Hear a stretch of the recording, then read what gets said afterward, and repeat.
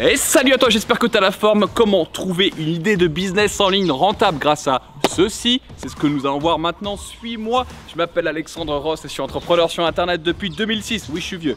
Alors installe-toi, si tu cherches une idée de business, tu as envie de te lancer dans le business sur internet en ligne mais tu sais pas quelle idée choisir, voici un concept clé qui s'appelle l'ikigai. L'ikigai, c'est quoi? C'est joie de vivre et raison d'être au japonais. J'en ai fait une version simplifiée qui va t'aider à trouver une idée de business par rapport à ce que tu sais faire, par rapport à ce qu'il y a un marché ou pas. Regarde, on va considérer trois catégories: ce que tu aimes, ce que tu sais faire et ce que les gens veulent. Le problème quand la plupart des gens se lancent, les débutants sur internet ou pas d'ailleurs dans le business, ce qu'ils font c'est qu'ils s'attardent trop sur ce qu'ils aiment faire et ce qu'ils savent faire. Mais le problème c'est qu'ils ne se posent pas la question de savoir mais est-ce qu'il y a un marché? Est-ce qu'il y a des gens qui sont prêts pour acheter mes produits et mes services par rapport à ça?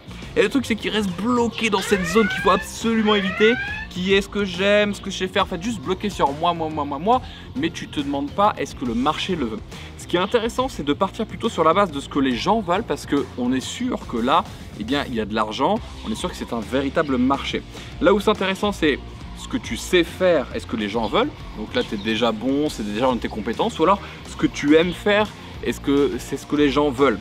Donc c'est la zone un petit peu passion rentable. L'idéal c'est de conjuguer les trois en étant pile au milieu le diamant de ce que tu aimes faire, de ce que les gens veulent et de ce que tu sais faire.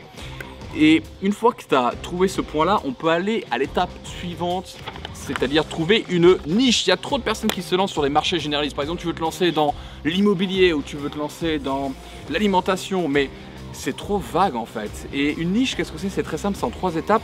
On considère que les choses qui sont les marchés larges, on appelle ça des pratiques de masse, et à l'intérieur on a des pratiques sélectives. C'est-à-dire que dans le marché par exemple de l'alimentation, on va avoir les véganes. Ça c'est une pratique sélective, c'est même presque une niche qui est le niveau ultime. Une niche business c'est quoi? C'est un groupe de personnes dans un marché spécifique.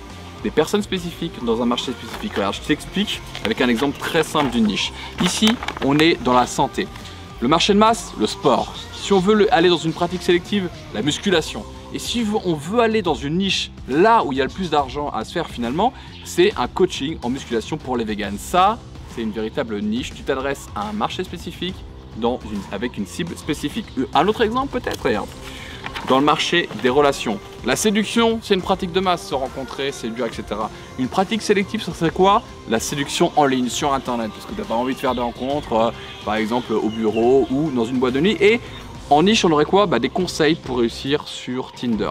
Plus c'est spécifique et plus il y a de l'argent à faire. Si ce que je viens de te partager t'intéresse, sache que j'ai prévu une formation gratuite pour toi.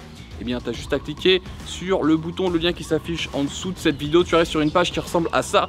Tu appuies sur le bouton, tu rentres ton prénom, ton adresse email. Et à l'intérieur de cette formation, je te partage les 5 étapes que j'ai moi-même utilisées pour lancer mon business rentable sur internet. J'espère que ça pourra t'inspirer. Si tu veux des conseils de ce genre-là, pour toi aussi prendre ta liberté, ton indépendance grâce à un business en ligne, c'est là qu'il faut cliquer. Je compte sur toi et je te dis à très bientôt. Ciao!